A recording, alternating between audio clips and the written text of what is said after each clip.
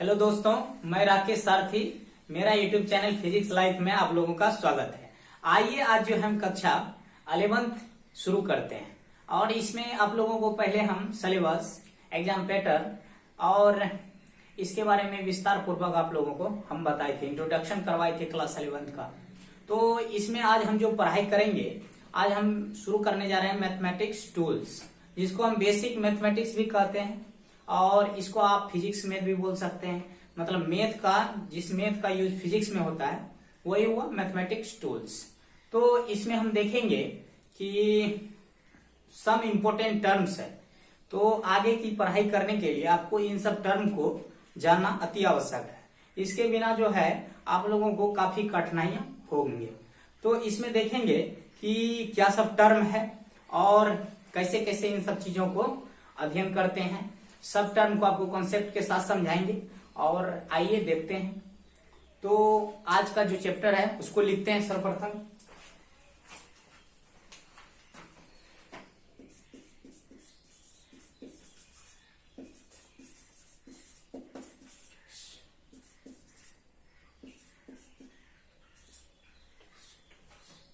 Mathematics tools, या इसी को हम लिख सकते हैं बेसिक मैथमेटिक्स। क्या लिख सकते हैं? Basic mathematics, basic mathematics. ठीक है, तो इसमें जो हम लोग आज अध्ययन करेंगे सम इंपोर्टेंट टर्म्स के बारे में। क्या अध्ययन करेंगे? सम इंपोर्टेंट टर्म्स, सम इंपोर्टेंट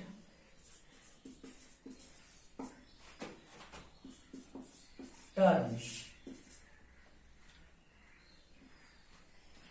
तो आइए बारीकी से इसमें देखते हैं। तो इससे पहले वाला वीडियो में आपको बताए थे कि कितना तरह का टर्म है, उसके बारे में हम लिखा चुके थे। तो आज एक एक करके उन सब टर्म को समझते हैं। तो पहला टर्म है physical quantity.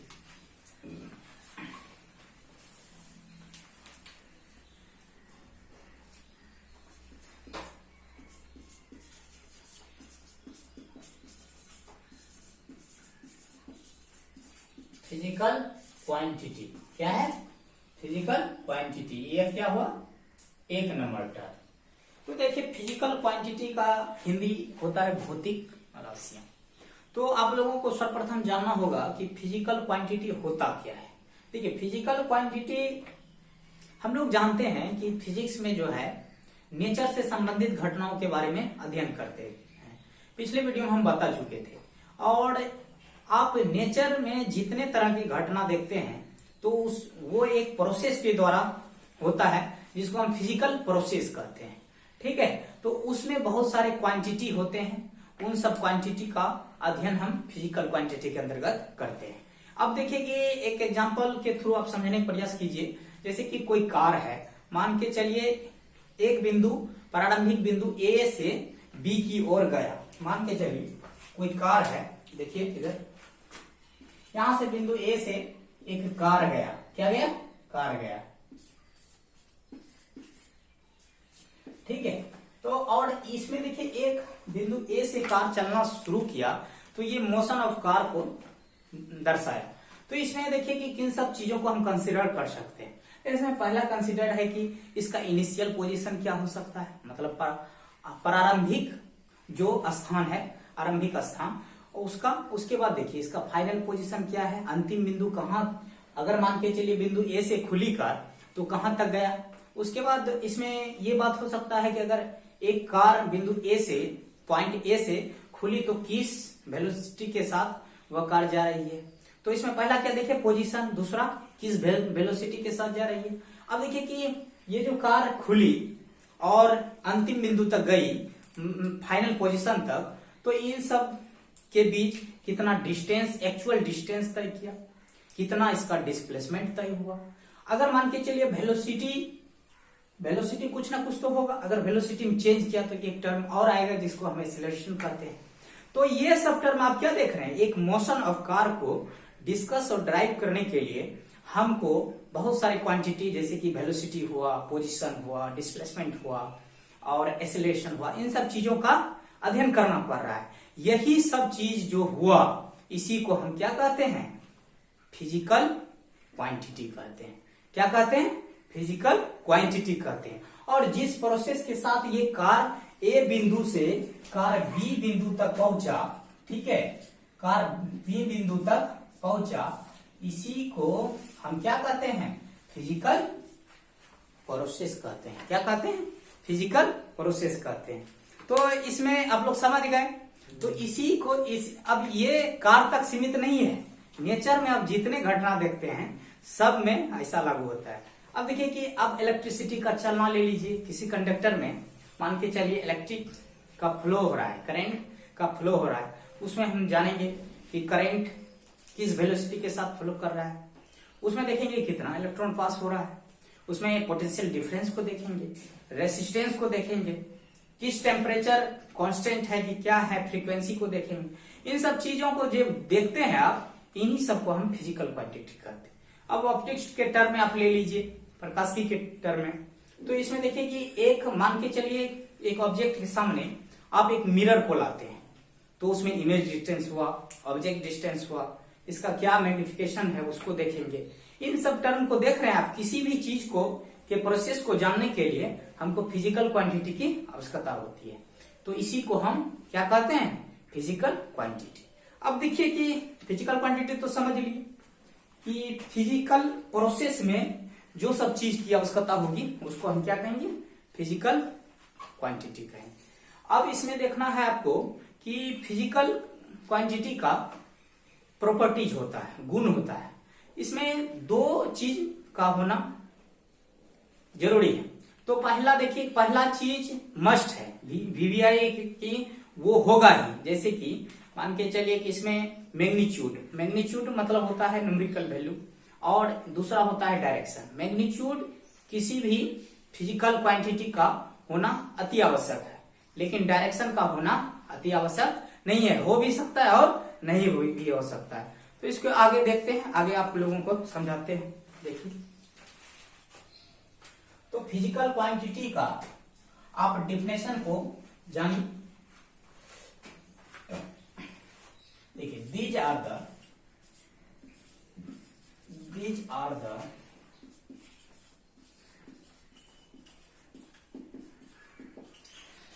the quantities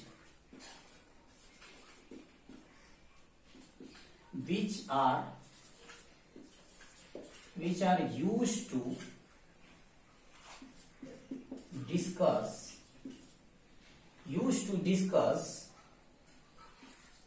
any physical process। आप लोग को हम बताए कि कोई भी क्वांटिटी है, उसके फिजिकल प्रोसेस को डिस्कस करने के लिए हम क्या चीज का है? Physical quantity. डिस्कस करने के लिए जो जरूरी है क्वांटिटीज है, उसी को हम क्या कहते हैं? Physical quantities. तो लिखेंगे it is called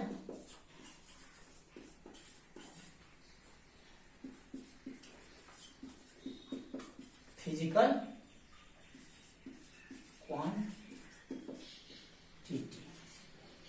quantity. These are the quantities which are used to discuss any physical process. It is called physical quantity. अब देखिए इसमें एग्जांपल आप लिख लीजिए। Example, distance, displacement, velocity, acceleration, etc.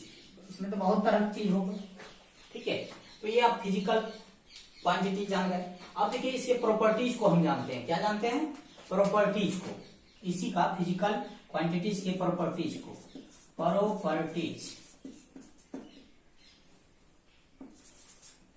Properties of physical quantity, physical properties of physical quantities. तो इसमें देखिए कि इसमें आप लोगों को हम अभी जस्ट बताए, इसमें दो चीज होना होगा। इसमें पहला जो है आपका पहला क्या है, पहला मैग्नीट्यूड, दूसरा आपका है डायरेक्शन, दूसरा क्या है डायरेक्शन।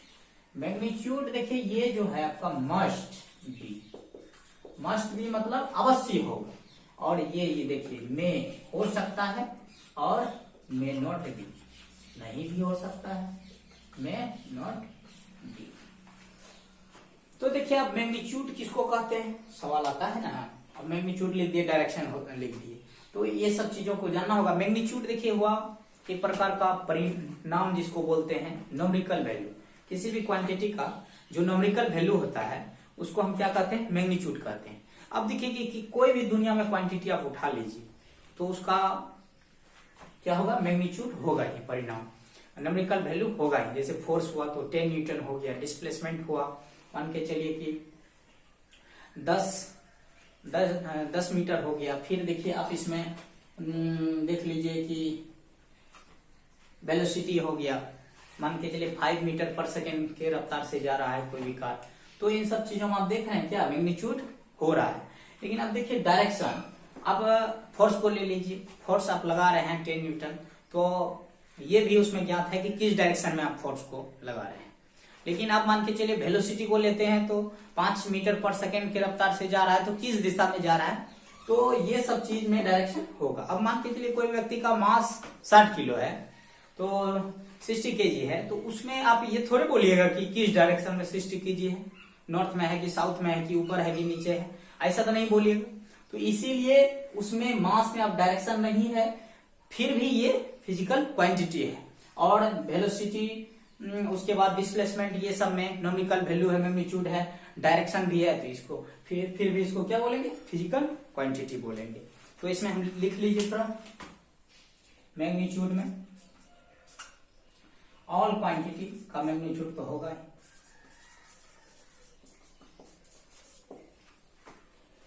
डायरेक्शन में कुछ का होगा कुछ का नहीं होगा। तो एग्जांपल में लिखते हैं,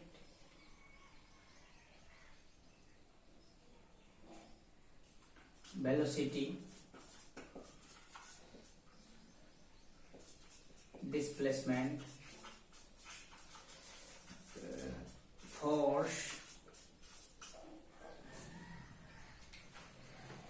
इस सब में क्या होगा, डायरेक्शन में भी होगा। और यहाँ देखिए मे नॉट बी में इसमें मास ले लीजिए, एनर्जी ले लीजिए, क्या ले लीजिए, एनर्जी ले लीजिए, तीन सब चीजों में आपका नहीं होगा। तो यही था आपका फिजिकल क्वांटिटी। फिजिकल क्वांटिटी आप समझ लिए अच्छी ढंग से। देखिए मैग्नीट्यूड और डायरेक्शन को और अच्छे ढंग से समझने के लिए आगे एक चैप्टर हम लोग पढ़ेंगे वेक्टर, तो उसमें जो है इन सब चीजों का गहराई से अध्ययन होगा। तो आइए हम आगे का टर्म देखते हैं चेंज के बारे में। हेलो दोस्तों, अब आगे देखते हैं। आप लोगों को एक टर्म बता चुके हैं हम, फिजिकल क्वांटिटी, फिजिकल क्वांटिटी। अब आज आगे देखिए चेंज क्या होता है। आगे का टर्म है चेंज।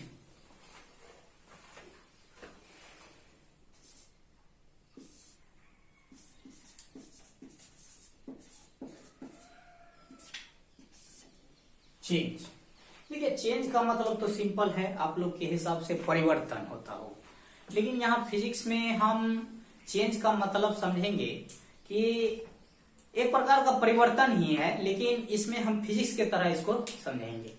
तो इसमें देखेंगे कि चेंज, देखिए कि आप तो जानते हैं कोई भी वस्तु मान के चलिए अगर चेंज होता है उसमें, तो उसका जो पहले का वैल्यू जो बाद का वैल्यू है, तो बाद के वैल्यू में पहले का अगर वैल्यू को घटा देते हैं तो वो एक प्रकार का चेंज हो गया। मतलब फाइनल वैल्यू में इनिशियल वैल्यू को अगर हम घटा देते हैं तो हमको क्या प्राप्त होता है, चेंज, मतलब बदलाव।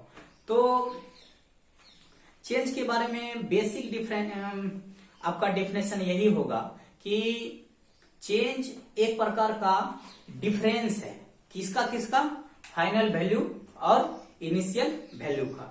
तो देखिए इसका डेफिनेशन को लिखते हैं।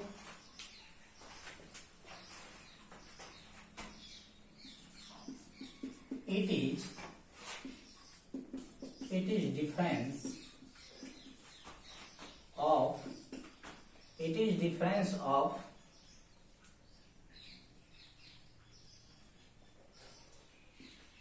final value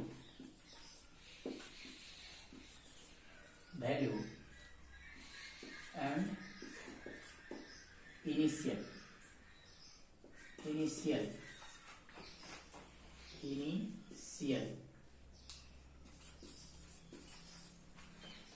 it is difference of final value and initial value of any physical quantity is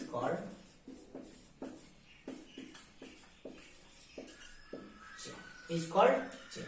देखिए कि इसमें आपका एक प्रकार का चेंज तो आपको पता है, लेकिन वैसा चेंज जो कि फिजिकल क्वांटिटी का इनिशियल और फाइनल के बीच डिफरेंस होगा। किसका? फिजिकल क्वांटिटी का, भौतिक राशियों का। तो इसमें देखिए कि इसका तब सिंपल डेफिनेशन हो गया, तो इसको लिख सकते हैं चेंज बराबर फाइनल वैल्यू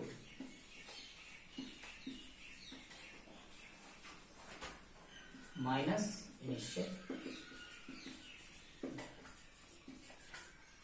अब देखिए कि चेंज कहेगा, सपोज देखिए चेंज इन वेलोसिटी बोल देगा। क्या बोलेगा? Change in velocity. इसको चेंज इन वेलोसिटी क्या लिखेंगे? Final velocity. जो वेलोसिटी का फाइनल वैल्यू होगा, फाइनल वेलोसिटी, ठीक है, minus initial velocity, initial velocity, initial velocity. अब देखिए कि चेंज इन वेलोसिटी को फाइनल वेलोसिटी है तो वी एफ, ठीक है, एफ मतलब फाइनल, माइनस वी इनिशियल है तो आई वेलोसिटी इनिशियल। इसी को क्या कहा? Change in velocity. उसी प्रकार चेंज इन मानते चलिए, चेंज इन मास लिखेंगे, मतलब मास में चेंज। तो इसको हम लिखेंगे फाइनल मास माइनस इनिशियल मास। उसी प्रकार और सब क्वांटिटी का आप कर सकते हैं। अब चेंज इन एरिया लिखेगा, final area minus initial area, ठीक है। तो ये सब चीज हो गया। अब देखिए, अब इसमें जानेंगे कि चेंज दो प्रकार का होता है। चेंज दो प्रकार का होता है। पहला देखिए,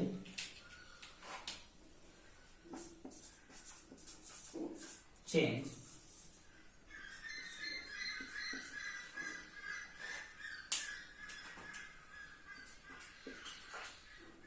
पॉजिटिव और नेगेटिव। पॉजिटिव हुआ तो इंक्रीजिंग हो जाएगा, इंक्रीजिंग को ऐसे डिनोट करेंगे, पूरा फिजिक्स में हम इसे ढंग से डिनोट करेंगे, ठीक है। तो फिर डिक्रीजिंग,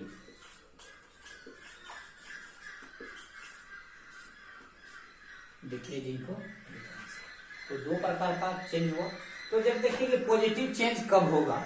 जब देखिए कि कोई भी वैल्यू को आप अगर फाइनल वैल्यू ग्रेटर होगा इनिशियल वैल्यू से, ये बात समझे। देखिए फाइनल, कोई भी चीज का फाइनल वैल्यू होगा मतलब बाद वाला वैल्यू, उसके बाद अगर बाद वाला वैल्यू पहले वाला वैल्यू से ज्यादा होगा, तब तो यहाँ मतलब फाइनल वाला बाद वाला वैल्यू में प्रारंभिक वाला वैल्यू घटाइएगा, तब तो आपका पॉजिटिव में आएगा। इसीलिए ये आपका पॉजिटिव चेंज हो गया।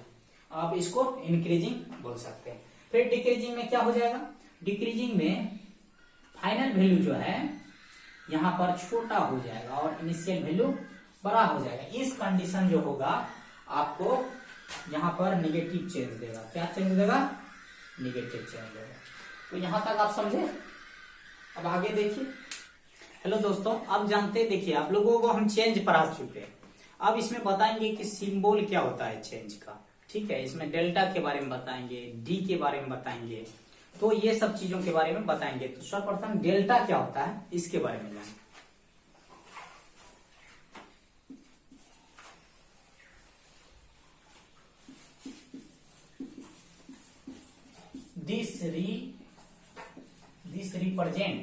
This represents the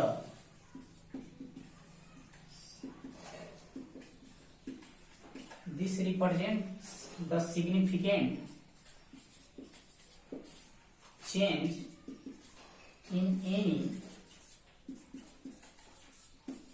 in any physical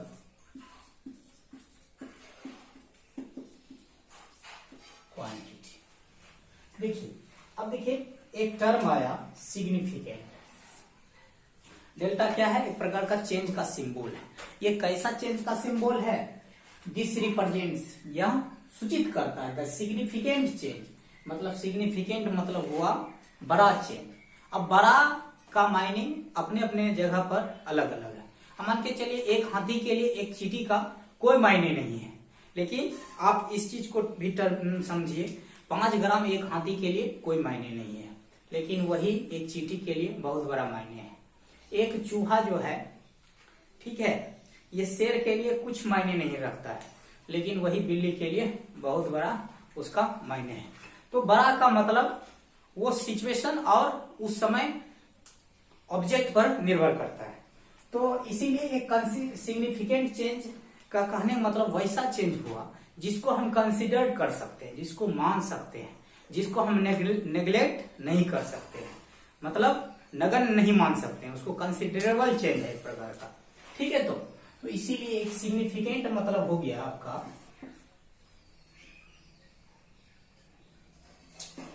considerable, जिसको हम कंसिडर कर सकते हैं। ठीक है, कंसिडरेबल। अब इसको लिख सकते हैं date can not be neglect, इसको हम नेग्लेक्ट नहीं कर सकते हैं। ठीक है, तो एक प्रकार का डेल्टा चेंज हो। अब मान के चलिए आपको पूछेगा, अगर चेंज इन वेलोसिटी दे दिया, चेंज इन वेलोसिटी, तो इससे पहले तो सिंबल के बारे में पता नहीं था, लेकिन अब तो सिंबल के बारे में पता चल गया। तो इसको हम क्या लिख सकते हैं? इसको हम लिख सकते हैं डेल वी। तो अब देखिए इसमें तो आप जानते हैं वही हो जाएगा final value minus initial value. तो ये तो सिचुएशन और सवाल पर निर्भर करेगा कि इसमें कहीं किस प्रकार का चेंज हो रहा है, बड़ा चेंज है या छोटा चेंज है। ठीक है, अब मान के चलिए इसी प्रकार डेल वाई दे दिया आपका, डेल वाई। डेल वाई मतलब वाई में परिवर्तन, वाई में चेंजिंग कितना होगा, तो Y final minus Y initial. उसी प्रकार देखिए del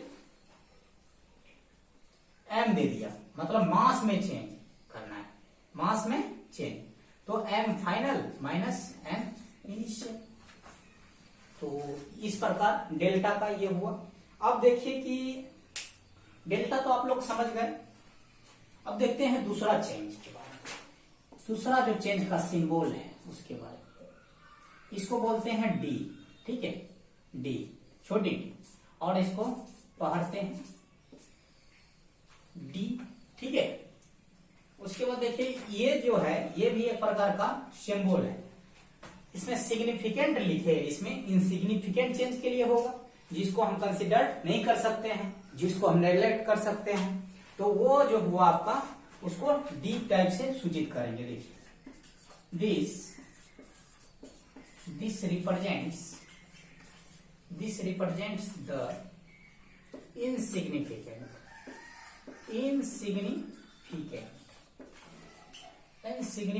change in any physical.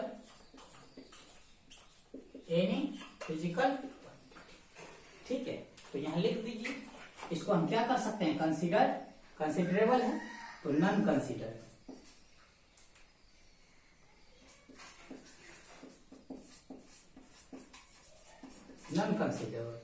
Date can be neglected, date can be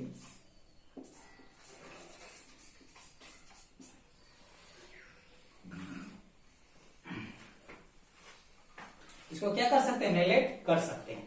देखिए इनसिग्निफिकेंट मतलब हुआ कि वैसा चेंज जिसको हम कंसिडर नहीं कर सकते हैं, जिसको हम नेग्लेक्ट कर सकते हैं। एक प्रकार का स्मॉल चेंज हुआ। कैसा चेंज हुआ? स्मॉल चेंज हुआ। तो आप लिख सकते हैं इसमें this is the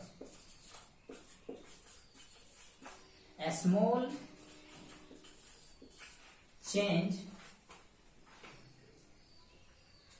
in any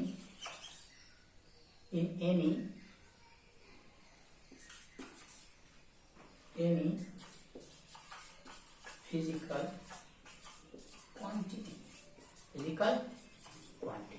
ठीक है। तो अब देखिए कि इसमें भी चेंज इन अगर वेलोसिटी लिखेंगे तो सिर्फ सैंपल का नजरिया अलग हो जाएगा, क्योंकि ये तो आपको बताया कि आप सिग्निफिकेंट और इनसिग्निफिकेंट, ये क्वेश्चन सवाल पर डिपेंड करेगा कि किस टाइप का हमको पूछ रहा है।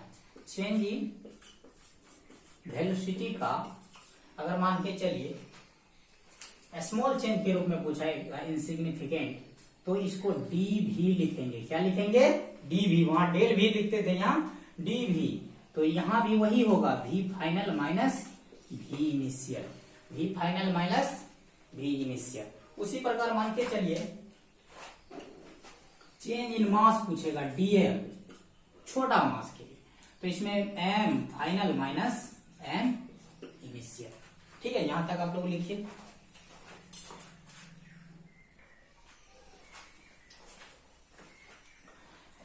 हेलो दोस्तों, अब देखिए कि हम लोग जान चुके कि डी क्या होता है, डेल्टा क्या होता है। तो इसमें और जानते हैं, जैसे मान के चलिए कहीं डी भी लिखा रहेगा, चेंज इन वेलोसिटी। क्या लिखा रहेगा? चेंज इन वेलोसिटी, अर्थात velocity final minus velocity initial. तो इसको आप बोल सकते हैं वेरी स्मॉल चेंज। क्या? तो आप तो जानते हैं डी का मतलब क्या हुआ? स्मॉल चेंज या very small change. Very small change in velocity. क्या? Change in velocity. क्या मान के चलिए डीएम रहता तो very small change in mass, या मान के चलिए डी रहता very small change in acceleration. इस टाइप से आप बोल सकते हैं। अब देखिए एक यूज जो है, एक यूज डी का और है कि कोई भी फिजिकल क्वांटिटी के स्मॉल वैल्यू को दिखाने में हम इसका यूज करते हैं। वेरी स्मॉल वैल्यू को कोई भी फिजिकल क्वांटिटी है उसको अगर मान के चलिए दिखाना है हमको, तो उसका यूज जो हम करते हैं डी का यूज करते हैं। तो इसको लिखेंगे डी में या डी में। ठीक है, D is also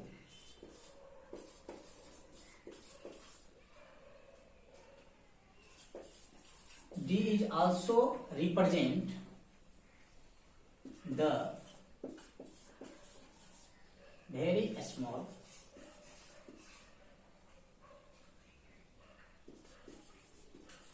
value of D is also represent the very small value of physical quantity। ठीक है, मान के चलिए कि डी का यूज तो कर दिया। मान के चलिए कि डेल भी बराबर बड़ा चेंज वाला बात बताते हैं। अगर इसका वैल्यू कभी जीरो आ गया, क्या आ गया? जीरो आ गया, नियरेस्ट में मान के चलिए, नियरेस्ट मतलब लगभग, तो ये यहां पर आप लिख सकते हैं कि डी भी, ये क्या हुआ? Very small velocity, very small change in velocity हो गया। अब देखिए कि इसको और डीपली में आप समझिए।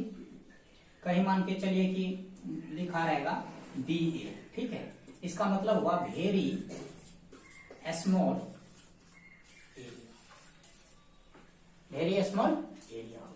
मान के चलिए वर्क डन रहा, डब्ल्यू से वर्क को सूचित करते हैं।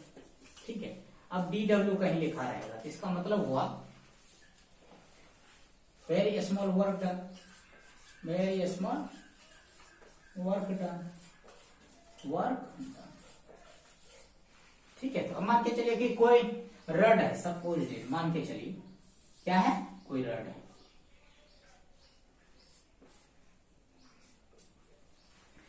इसका आप जितना भी बहुत सबसे छोटा वैल्यू को आप कंसीडर कर सकते हैं। मान के चलिए इतना पोर्शन को हम कट कर लिए और इसका लेंथ है एल। क्या है? लेंथ एल है। तो यहां पर मान के चलिए ये आर डी है। तो बहुत सबसे छोटा वैल्यू को आप कट कर लिए, उसको हम क्या बोलेंगे? डीएल। मतलब small very small length, very small length बराबर। तो यही आपका चेंज था, चेंज का सिंबल था। डेल्टा डी क्या होता है इसके बारे में था। आगे जो है आगे का कक्षा में हम बताएंगे आप लोगों को कि अगला सब टर्म के टाइम के बारे में बताएंगे, टाइम इंटरवल, टाइम इंस्टेंट। तो देखिए दोस्त, अगर मेरा वीडियो आप लोगों को अच्छा लगा हो तो लाइक, सब्सक्राइब और शेयर कीजिए। जय हिंद।